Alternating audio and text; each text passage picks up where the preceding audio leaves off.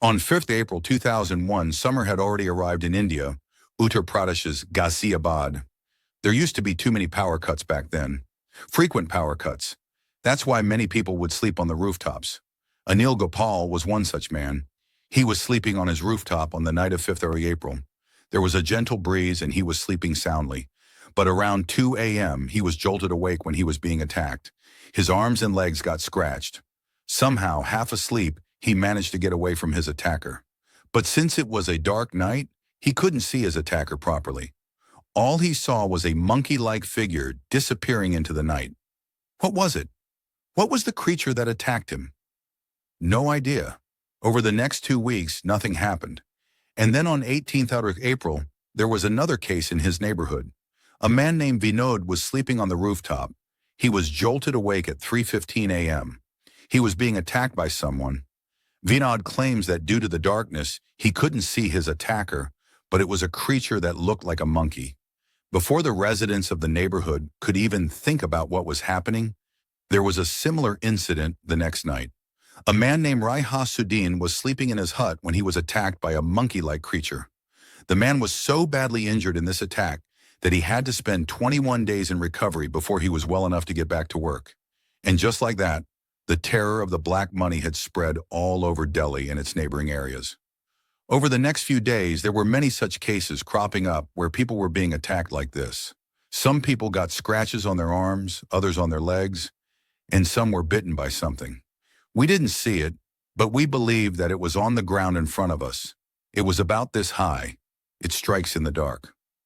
Reports started pouring in from all areas that the mysterious being that was attacking people was half monkey and half human. April 2001 and May 2001, Delhi police received about 100 calls of people reporting to have been attacked by the monkey man. The first few attacks were in Ghaziabad, after which reports started coming in from East Delhi, Noida, and eventually from the other areas in Delhi as well. There were more than 65 locations from where these calls had come in, where the attacks were reported. Each attack had the same story.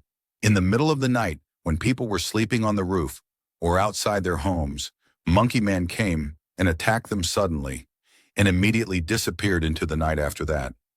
Neither its footprints nor its traces were ever found. All that remained were scratches, injuries, and bite marks. There was such widespread terror and fear due to Monkey Man in Delhi that 3 people lost their lives to it. When people believed Monkey Man had come to their neighborhood, people would shout, "Monkey Man is coming! Run for your lives!" People would actually run for their lives then. In the ensuing panic and chaos, they'd hurt themselves often. Sometimes they'd hide in their homes, and there were even cases where people jumped out of the roofs. Dozens of people suffered fractures due to this. One person died because of jumping out of the rooftop. Most people said that they had seen just a glimpse of their attacker. Some said that the Monkey Man was tall and broad, 8 feet tall. Some said he was 4 or 5 feet tall, and according to some, he was like a house cat. But one of the descriptions of the Monkey Man, which was the most popular, was that the Monkey Man wore a helmet on his head, a t-shirt with 3 buttons. The first button turned the man into a monkey, the second gave him super strength, and the third turned him invisible. Yup, he could be invisible.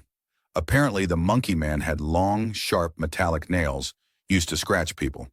It was said that his eyes were red and that he could jump quite high. He was said to be able to jump 20 ft from one roof to another.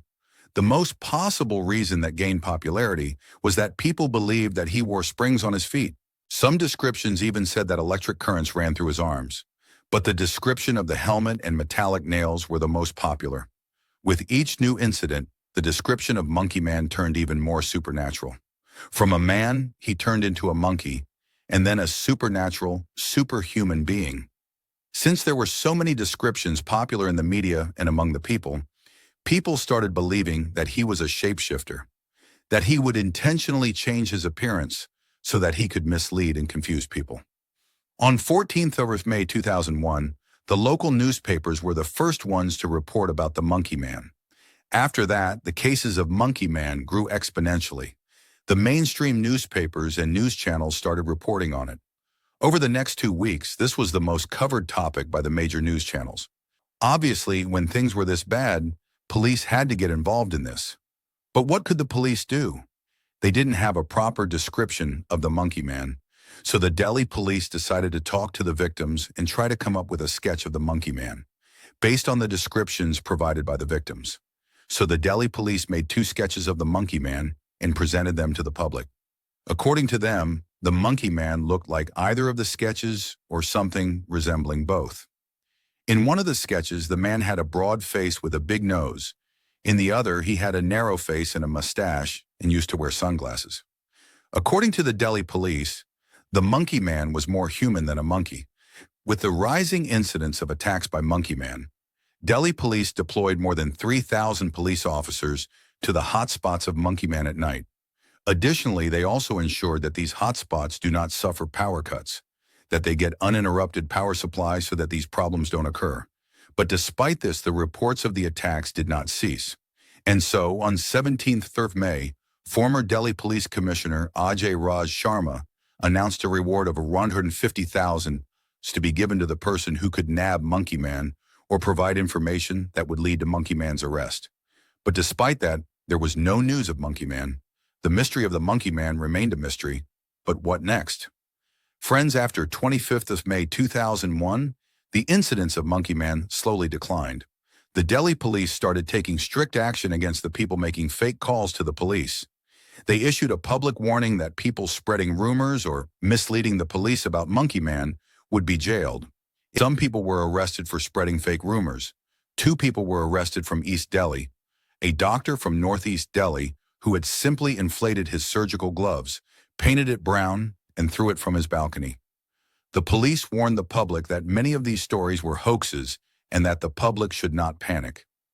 Eventually, the number of calls reporting attacks reduced, and by the end of June 2001, the Monkey Man phenomenon had died down completely. This whole episode left the public and media wondering what exactly had happened. Was there really a mysterious Monkey Man? Or was it all a case of mass hysteria and psychological illusion? To understand what happened, let's look at mass hysteria or mass psychogenic illness. It's a phenomenon where a group of people exhibit similar physical symptoms with no identifiable physical cause. Often, these are triggered by fear, stress, or rumors spreading in a community. When people start believing it. Hope you like this video. Make sure to subscribe.